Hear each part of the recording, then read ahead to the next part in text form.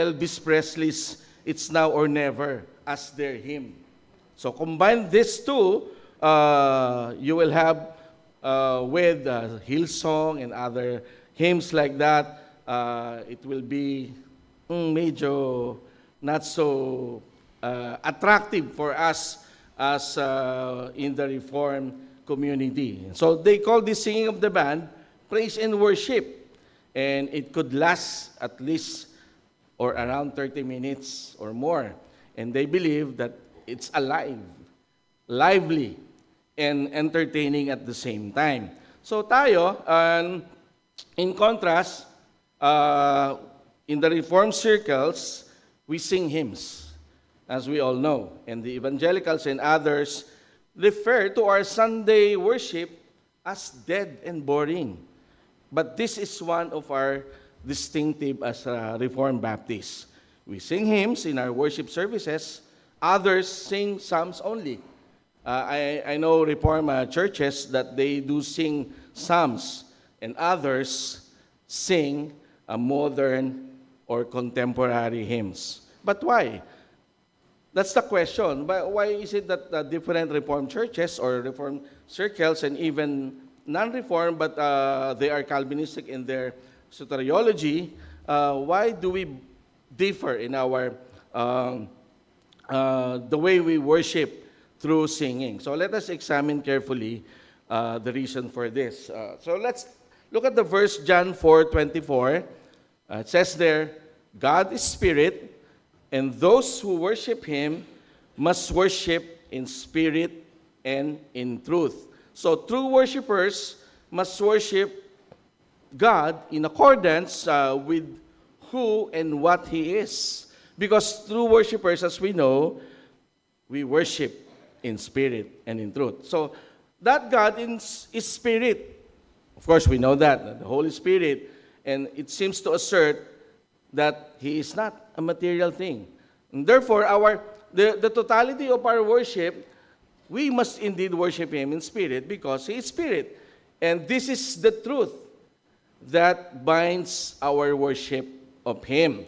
So, I underline the word in spirit because that is the subjective side of worship. And then yung in truth is the objective side of worship. And even our confession of faith states there that in chapter 22, those two paragraphs, 6b, it says there that, but God is to be worshipped everywhere in spirit and in truth. And the reading of the scriptures, preaching and hearing the word of God, teaching and admonishing one another in psalms, hymns, and spiritual songs, singing with grace in our hearts to God. So, again, most Revival churches that we know, we sing hymns as part of our liturgy. As I mentioned, others sing psalms, others sing spiritual songs. So the definition of which nowadays a bit hazy. So it's not clear kung ano ba yung tinatawag nilang spiritual songs. But what about hymns? Why are we, as most Revival churches, sing hymns while other denominations are into modern or contemporary style of music? So let us define and elaborate some terminology. So first, a hymn is a religious song or poem of praise to God. It is a praise to celebrate God in worship. So we know that for a fact. And then secondly, hymnody. Hymnody naman, yung collection.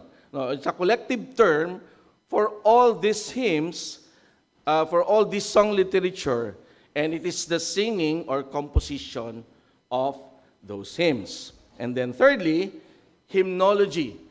Ito naman yung comprehensive study of the hymnody. And it is concerned not only with the origins and development of hymns, but also with their appreciation and use. So, are we going to sing classic or modern? Well, of course, here we are singing classic ones. So, the hymns that we should sing. By the way, this is just an overview of the hymnology. No, I'm not an expert in hymnology, but this is an overview that will allow us to think this over. Because at present, our hymnody is classic. Basically, classic po yan. And we are using Trinity hymnals as our source of our hymns. As we know, it is a collection of classical hymns that have been used by churches for centuries already. Yet, we all say, mga kapatid, and believe in the saying that semper reformanda, ecclesia reformata, or vice versa, which means the church reform is always reforming. So the question now on this table is, are we prepared to sing modern contemporary hymns in line with this saying, the church reform, always reforming? So let us examine some of the pros and cons. Why do we stick to classic, or why we should sing modernized or contemporary hymns? So, a Christian hymn is a lyric poem reverently and devotionally conceived, which is designed to be sung and which expresses the worshiper's attitude toward God or God's purposes in human life. So that's taken from Sing with Understanding. That's the author. So again, most of the Christian hymns, we are very familiar with, nung nandun sa Trinity hymnals natin, it falls under the classic hymnody classification. Okay? And it should be, all classic hymnody, they are simple and they are metrical in form. So alam po natin yan, naka-measure yan. Doon sa mga magaling sa music, correct me if I'm wrong, so perfect ang versing, yung phrase, and in metrics po yan, no? Sabi nga, but it's all, it's sing as simple as it can be, it can be sung as simple as it can be, and they are metrical in form. Next, it is also poetic, and yung literary in style. As we know po, makikita natin yung mga ending, halos the same letters or sound, so para magra-rhyme siya in, as a poem, no? And yung literary style niya, ganun siya. And of course, they are spiritual in quality, and then the lyrics are direct, and so it immediately apparent to unify the congregation singing it. So importante kasi, when we do singing, we encourage the congregation to sing together. Sabi nga sa heaven, when we are in heaven, we will drown the heavens by our voices, singing all the hymns that we will be singing there. So there will be probably no instruments or whatsoever, just our voices. So yan po yung ano natin, that's why we are on that we are in the classic hymnody. And next, it is genuinely emotional. So, nafe-feel natin yung lyrics, yung everything that we are singing, kasi according to the scripture, as compared to dun sa mga evangelicals, they tend to be emotional because of the music and the band. That's why nakapikit sila, nagtataas ng kamay, and feel nila, na-worship sila sa Panginoon. That's their take kaya nga po tinatawag nila yung praise and worship. But that's basically band singing. There is a good soloista na nagli-lead ng singing. So ikaw, pag maganda yung soloista, ang tendency mo, manood ka na lang at pumalakpak pagkatapos. Or even during the performance. So sorry, I have to call that performance kasi I came from an evangelical mega church na ganun talaga yung nangyayari. But anyway, that's the difference. So when we talk about perspectives in hymns or on hymnody, first, let's look at the hymn and literature. Yung sa literature niya, yung hymn writer, ang production niya or yung pag-produce ng music, something with others in mind, meaning yung congregant, yung members of the church, with the hope that others will take it as their own and sing it with meaning and conviction. So conviction ay nagdadala doon sa congregational singing. Hindi ito basta emotional thingy brought about by the music. And then secondly, yung hymnist is not only speaking to others, but on behalf of others to God. So that's by definition nung kanilang literature. And then next, when it comes to music, I think briefly of them, some of them I already mentioned earlier, the text and its tune or melody are so closely associated with each other. So kaya madali natin kinakanta. At na-encourage yung congregation to really sing together. Okay, next, the necessity of compatibility. Meaning to say, there's a good match of the hymn, yung kanyang text at yung kanyang tune or yung melody. Okay?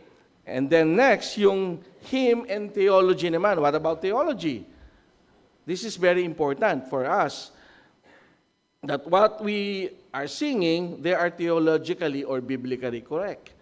So number one, yung hymnodist's general arrangement and the nature of its content is indeed theological.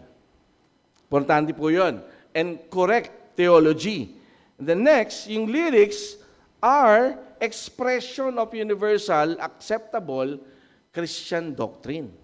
So kapag mayroon nga tayong kinakanta sa mga hymns or even yung mga contemporary ones, kapag nakikita natin parang may mali doon sa kinakanta natin. That's why we are very careful doon sa ating pag-select ng ating mga kinakanta. And then thirdly, the hymnal or in the hymn book is truly a book of, sabi nga nila, grassroots theology. So yan ang importante.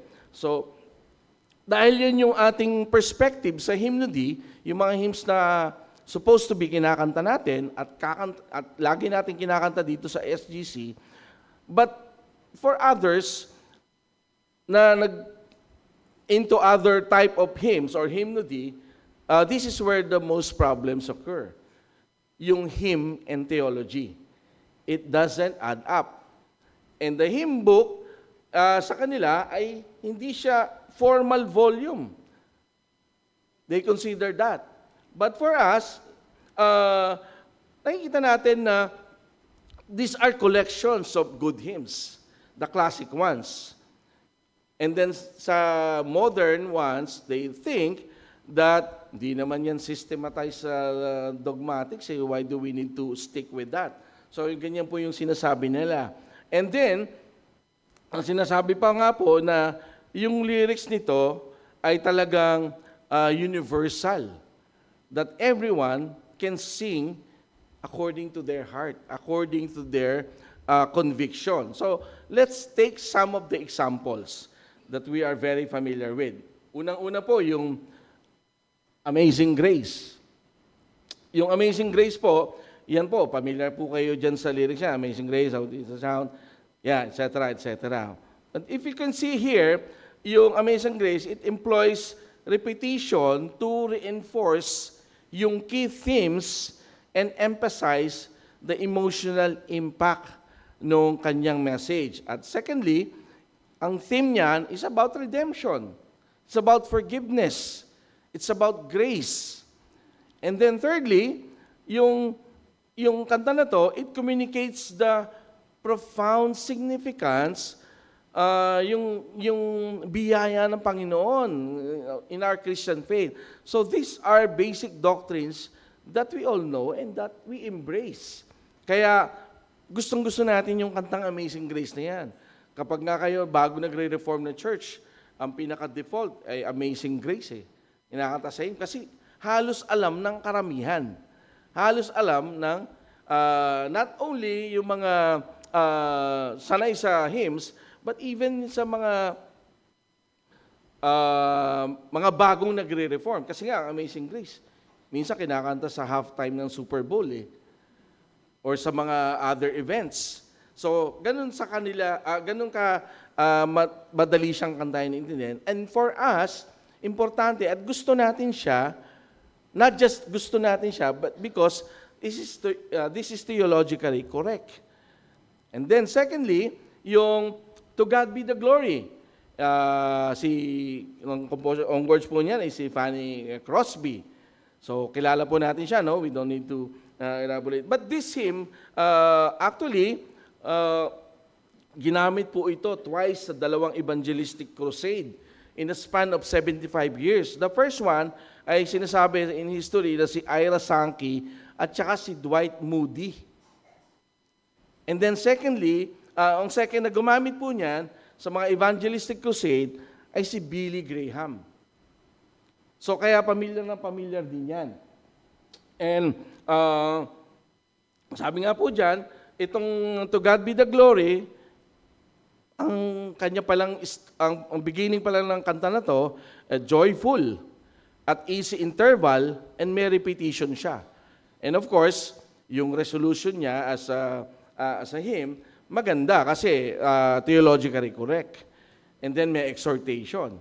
And then next, this classic, meron po siyang clear gospel call. Parang nananawagan. And yung nananawagan na tayo ay really to come before God and also to be in worship of God.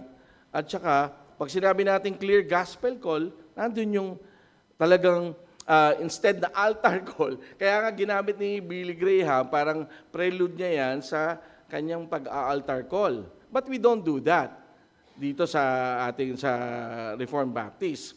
And also, ang point dyan is this song, sabi ko nga dyan sa point ko dyan, is the exaltation is the response of the worshiper in the exaltation of God. Yung kanyang attributes, ang kanyang gawa. Kasi there is joy in singing, kaya we exalt Him. About the truth, about God, that's why we worship Him and give glory. Kaya tayo may exaltation of God. So, sabi po sa Give Praise to God, sa book inspired ni James Montgomery Boyce, sabi po dyan, the old hymns express the theology of the church in profound and perceptive ways and with winsome, memorable language. And they lifted the worshippers' thoughts to God and gave Him striking words by which to remember God's attributes. And today's songs, meaning mga contemporary ones, reflect our shallow theology and do almost nothing to elevate one's thoughts about God. So yan po yung sabi ng book na yan. If you have the time, go get a copy of that. Give praise to God. Napakaganda po nung book na yan. And if we also dig deeper sa mga classical hymns, meron din pong mga I would say, some na may questionable lyrics. And let us take two examples. Number one po, yung Blessed Assurance. Mapapansin niyo po ng Blessed Assurance, sa second verse, perfect communion, perfect delight, visions of rapture. So I will not sing that or I will not even read that. So, yun po yun ang most, or not naman most, but some evangelicals or some reform are questioning this phrase, visions of rapture. Kasi daw po, ang sinasabi nila na parang nakokonote siya na dispensational yung kanta. Kasi for us, reform, wala naman tayong rapture na pinapaniwalaan. O yung dispensational rapture na pagkakaintindi ng karamihan. But here, sa Blessed Assurance, in defense of the writer, or dun sa kanyang wordings, yung sinasabi naman dyan, it's not really yung rapture na the church will be taken to the clouds or will be caught up in the air. But it's really about the resurrection of Christ. Okay, yun po yung ano doon, in defense. So people always misunderstood this as the rapture of the church. Siyempre, hindi naman po lahat nandun sa Reformed theology, no? And yung second po, yung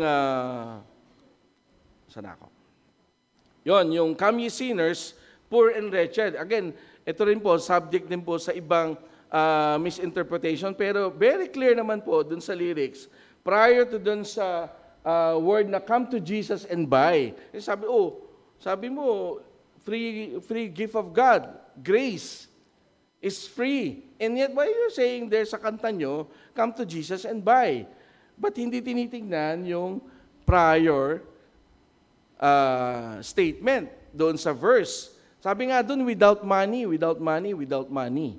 Come to Jesus and buy.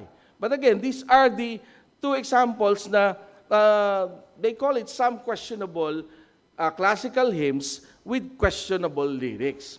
So, importante rin po na aware tayo sa mga ganito so that when we choose the hymns that we're singing, ay malinis o malinaw yung mga message o yung theology nung kanta.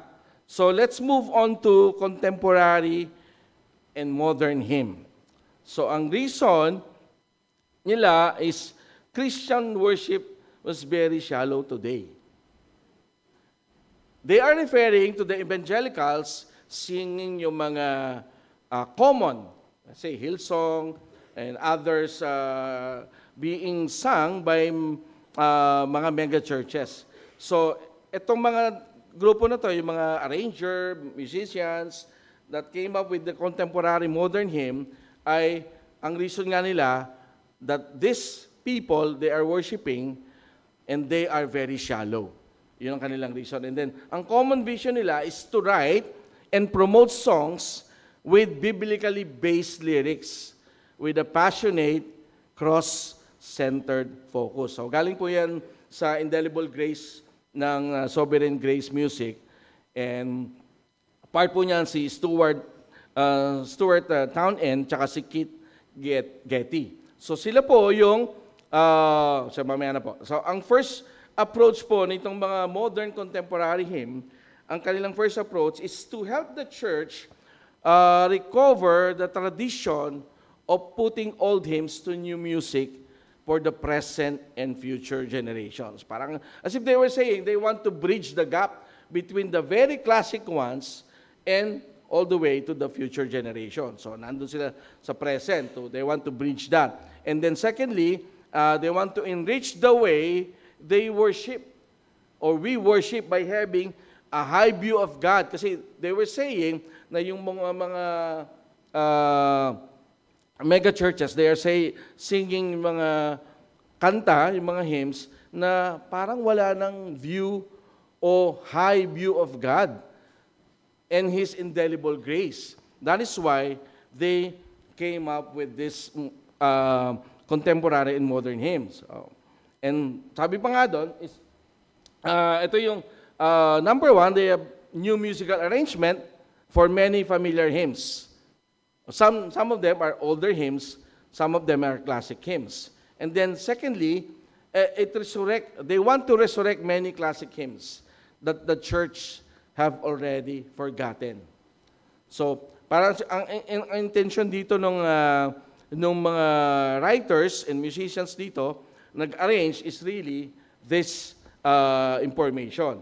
So, for example, I don't know if you heard the latest version or the modern contemporized version of His Robes for Mine. This is written by Chris Anderson and the music was arranged by Greg Habiger. So, ayan po yung verse 1 niya. So, I think familiar kayo dun sa hymn, the title, but the music is different. The arrangement is different. So, yeah, in verse 1, Jesus was made sin for us in order that we might be declared righteous in Him. Ang theme po niyan is the great exchange. So, we will not expound on that. So, verse 2, earning righteousness on our behalf. Ang theme niyan is Christ's active obedience. And then, verse 3, God's wrath was rather absorbed by Him in our place. Ang theme naman niyan is doctrine of propitiation.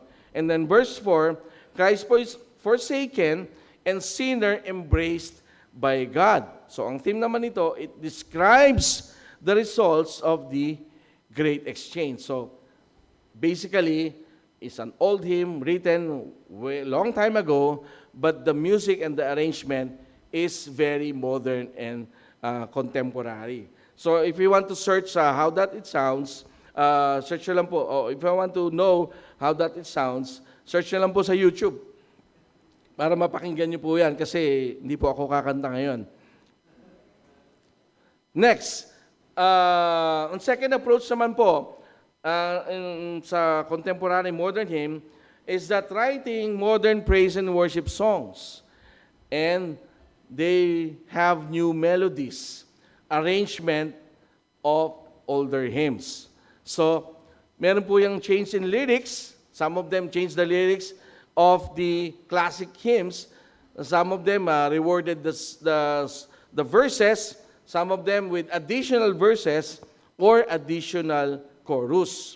And these are also new songs that would pass, as they say, as new contemporary modern hymns. Let us see some of the examples. Yan, yung nabanggit ko kanina na part ng group contemporizing and modernizing the hymns ay si Stuart Townend tsaka si Keith Getty. So yung kanilang kanta na In Christ Alone. I'm sure familiar na kayo dyan, narinig niyo yan one way or the other. So, sample lines po niyan with good theology, no? In Christ alone, my hope is found. This is taken from John 14:6, expressing that Jesus is the only path to hope of eternal life. And then, in Christ alone, who took on flesh. This is capturing the essence of John 1:14 and Philippians chapter 2, verses 5 to 7, that Jesus is indeed the incarnate God. But again, kung meron tayong nasasabi doon sa mga sobrang modern na songs, spiritual songs, sila din naman merong comment sa mga ganitong type of hymns. For example po, they are suggesting to change the lyrics, but changing the lyrics will have a theological impact. What am I saying? Dito po sa part ng kanta, original lyrics is that, till on that cross, as Jesus died, the wrath of God was satisfied. Yun po yung original lyrics. And then, some of the mga mas modern, they are suggesting that till on that cross, as Jesus died, the love of God was magnified. So kung kayo po yung papipiliin, ano po yung mas gusto nyo dyan sa dalawa? Is there something wrong with theology? Parang wala naman, it seems, right? Sabi po ni Gospel Coalition sa kanilang article, we believe altering the lyrics would remove an essential part of the gospel story as explained throughout Scripture. The main thread of what we see revealed throughout the Old and New Testament is the need for man to be made right with God. So, to change the lyrics to focus on how Christ's death on the cross magnifies God's love for the world. That's yung kanilang take. And indeed, God's love was magnified on Calvary's Hill. Yun yung kanilang idea. That's why they are suggesting to change that very beautiful lyrics. But to refute that, is this particular verse contains actually, yung original, contains actually yung part that it really highlights yung crucifixion, where Christ bore God's wrath and satisfied justice. That it paid the penalty for our sin, o yung the doctrine of atonement. So, for me, that's my refutation. And the good thing about this is that the songwriter did not follow this suggestion. Because the first one, the original one, is really more appropriate. And it stands as the more correct doctrine in this particular instance. Or the next, meron din pong mga insertion of chorus. So familiar po kayo kay Chris Tomlin, yung Amazing Grace niya. Pagdating ng nag-insert po siya ng chorus. Ang sinabi niya doon, my chains are gone, I've been set free, my God, my Savior has... Kanina example natin ang Amazing Grace, no? Ito po yung ginawa niyang chorus doon sa Amazing Grace. And like a flood, His mercy reigns, unending love, unending grace. Nothing wrong, right? At first glance. Nothing wrong. Tama po ba? Kasi, di ba, the musical arrangement is very nice, very modern. But obviously, it's arranged for band or performance. Parang hindi siya bagay sa atin na sa ating sa church o sa mga Reformed Baptist churches, yung kakantahin yung ganyang type of arrangement. And again, that's arrangement is one thing, but another thing, yung kanyang lyrics. My God, my Savior has ransomed me. So why I have an issue with this one? Yung the word ransom me. Sabi po sa scripture, Mark 10:45, for even the Son of Man came not to be served, but to serve, and to give His life as a ransom for many. Ang baba mo naman, issue mo lang, me and many. Hindi po, kasi the issue of modern day worship song is lahat sila almost me-centered. Me. What will I get from Christ? What will I get from God? What will I get from the religion or the church that I will be joining? So yun ang issue, yun ang problema. That's why almost all their hymns or songs, laging me-centered yan. But for us, tayo, alam natin ng scripture, that's not for you. It's for the glory of God. And the ransom is for the people of God, not just you. So, while this contemporary hymn is an adaptation of the classic hymn, it is acceptable in the Reformed circles to sing this in the worship services. Is it acceptable? Probably not. I don't know if there are Reformed churches na kinakanta itong yung hymn na to, with that particular chorus insertion. So, yun, moving on, next naman po yung hymn number 3 sample is yung Above All. I'm not sure if you heard that song already. Again, this is popularized by Michael W. Smith. Mantanong, I Will Be Here. Tama ba? Siya ba yun? O nga yata.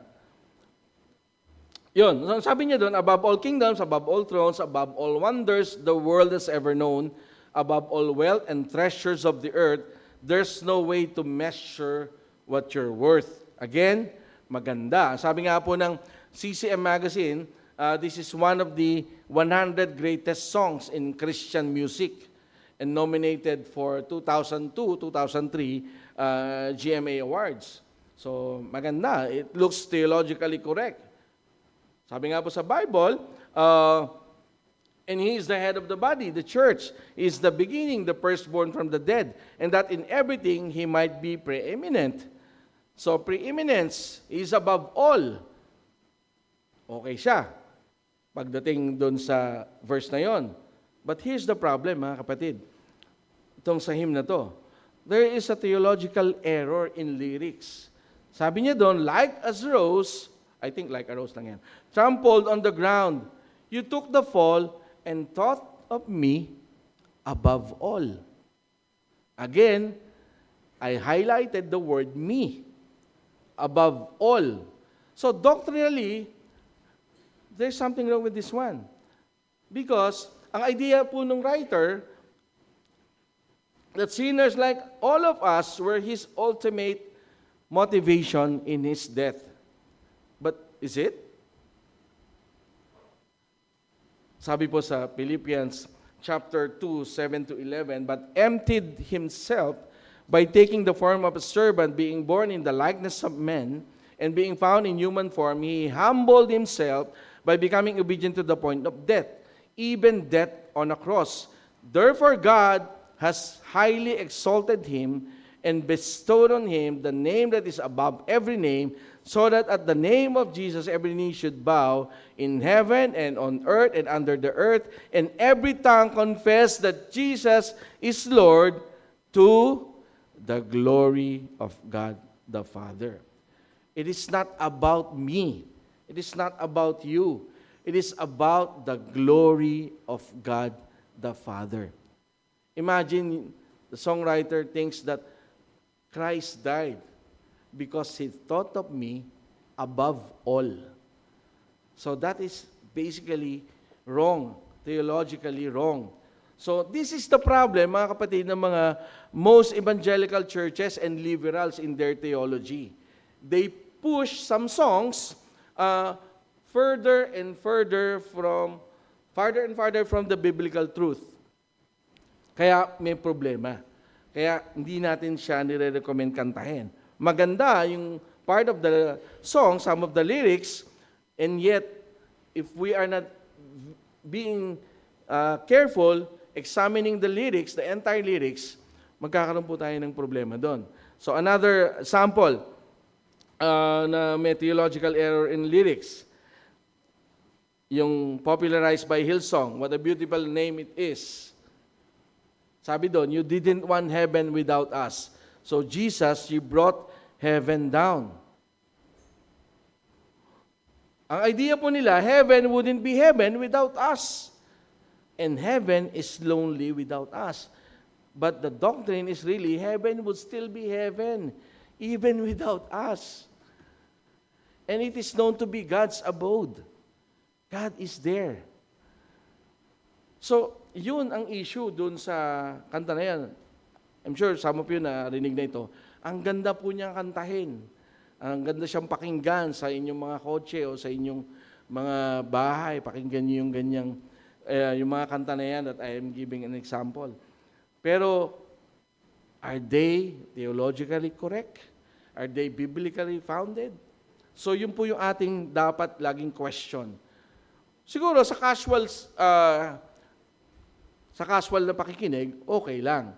Pero pag dadali natin siya sa church, hindi. Hindi natin siya, definitely not recommended. So, setting aside these modern contemporary hymns or songs that have theological issues, let us compare the classic to that contemporary hymns in different aspects. Sa literature po, ang classic, sabi, ay excels in simplicity, in good poetry, that illumines doctrine. So, sabi ko nga kanina, metrical ang arrangement niyan, and poetic siya, and it's good for congregational singing.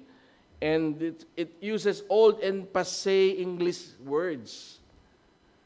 Agree po ba kayo? Yung mga thou, art, gano'n, di ba? Medyo mahirap siya, passé English words.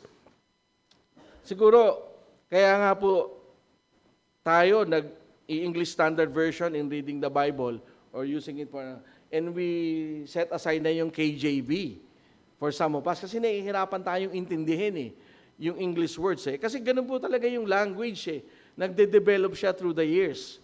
And now, the most acceptable one is ESV sa ating Bible. So ito, sinasuggest lang na yung literature ng classic hymns, they are indeed using old and passé English words. Yun yung isang drawback niya.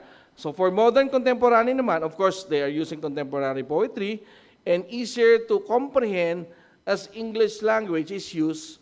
English language use is not that archaic. So modern English understandable by present generation. And then also, it is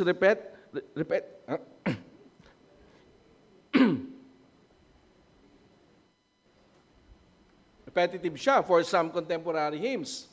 Paulit-ulit naman siya. Uulitin ng chorus, ulitin ng ganito. So, minsan, parang sinasabi nga, parang nagcha-chant na. Okay? And then sa music naman, yung classical, this is really intended for congregational singing. With no or some with minimal accompaniment lang. Again, some Reformed Baptists, very strict sila, isang instrument lang. Some pwedeng dalawa, pwedeng piano and guitar. So, iba-iba rin ang take. But classical music are easier in arrangement for SATB singing, soprano, alto, tenor, bass. Yun ang sabi nila. For modern contemporary naman po, sometimes it's more difficult to follow for congregational singing kasi nga may sila na intention sila na for performance may soloista. And that yung contemporary hymnody have been widely accepted due to its modern and pop culture. Yan lang po yung kanilang sinasabi. And these are inclined to be sung by a group or solo. Sabi ko nga po kanina, with wide range of instruments. Probably four-piece instruments or etc. So, more than one. And then yung theology, yung classic one, it focuses on exalting God. It's also Christocentric. And it's also taken from the biblical texts or passages. And of course, most of the classical scripture hymns is an adaptation of the scripture verses. Sa modern naman, biblically sound, as we've seen some of them, but we have to have discernment and care must be observed sa pagpili ng mga kakantahin natin yan. So, ang caution po dyan is that yung sa classical daw po, masyadong extreme, formal, yung kanilang approach, and ang tendency is really maging dry or maging boring, yung sabi nila. But doon naman sa contemporary, may tendency naman daw po na magkaroon ng showmanship. Yan yung mga nagiging issues. So how do we harmonize both? Sabi po ni James Montgomery Boyce sa Give Praise to God na book, the greatest single contribution which the Reformed liturgical heritage can make to contemporary Protestantism is its sense of the majesty and sovereignty of God. Its sense of reverence, of simple dignity, its conviction that worship must above all serve the praise of God. So, in short, in choosing Him, number one, it should be simple and straightforward. Yan po yung sabi sa Colossians 3:16. So, sabi nga po ni Paul doon, the purpose of singing is for mutual instruction, which necessitates clear and understandable lyrics. Kaya niya nabanggit yung teach and admonish one another with all wisdom through psalms, hymns, and songs from the Spirit. And then next, very similar verse din, yung Ephesians 2:18 and following verse. It has to be spiritual and orderly. Spiritual and orderly. Kasi sabi nga, part of the passage, sinasabi doon, speak to one another with psalm, hymns, and songs from the Spirit. Suggesting na dapat communal singing, and it means to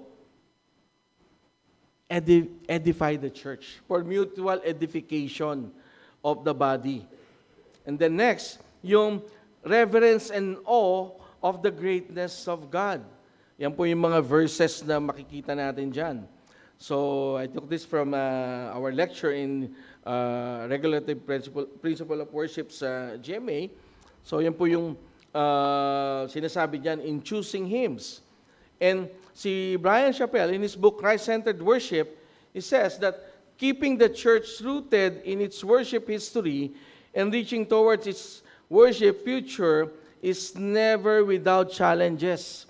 But those rooted in and reaching for the gospel priorities will have the greatest potential for meeting those challenges. So, it was saying na kung ang priority natin is really gospel-centric, Christ-centric, and God-exalting, Christ-exalting, in the choice of the hymns that we will be singing, yung mga challenges na gusto ng mga seeker-sensitive, ma-eradicate po natin yon. That's why we choose classical hymns and also, at the same time, modern hymns that are appropriate. So, as conclusion and application, so we express our worship of God through hymns, whether we choose classic or modern contemporary, as long as the lyrics is biblically correct and theologically sound. And then next, it educates members on doctrines and Bible passages as we sing good hymns. It aids in our Christian growth Yung iba po sa atin, mas madaling mag-memorize pag kinakanta eh. Yung mga important doctrines. Kaya sabi nga dyan, it educates members on doctrines and Bible passages. Also, in evangelism, it can dramatize the truths of the gospel for mission appeal. Kaya yung mga hymns, pag nakakanta ng maayos, whether classic or contemporary, nagkakaroon ng appeal sa mga tao. And evangelism ang focus natin. We want to spread the gospel. And the choice of hymn is very important. And then in ministry, yung mga assuring lines of the hymns taken from the scripture is a good aid in reminding ourselves about matters of faith. So lastly, mga kapatid, worship is about God. He is the object of our worship. It is our response to who God is and what He does. And if classic hymns and contemporary hymns enhance our worship, we should embrace both. And we should carefully examine and evaluate the lyrics, particularly the theology and its musicality. And then, in the music aspect, it is a matter of preference of the church and upon recommendation of the pastor. Again, this is just the overview of the hymnology. And still, we are good because our position is we're singing classical hymns, and yet there might be some modern contemporary ones that are good to sing, especially those classical hymns that have been rendered with beautiful arrangement, a more modern arrangement that is, I would say, it has an appeal to all genres and also to all generation. So that's the end of our lesson. So wala na pong tayong time for the Q&A, but that's it. So thank you. Let's end this in prayer.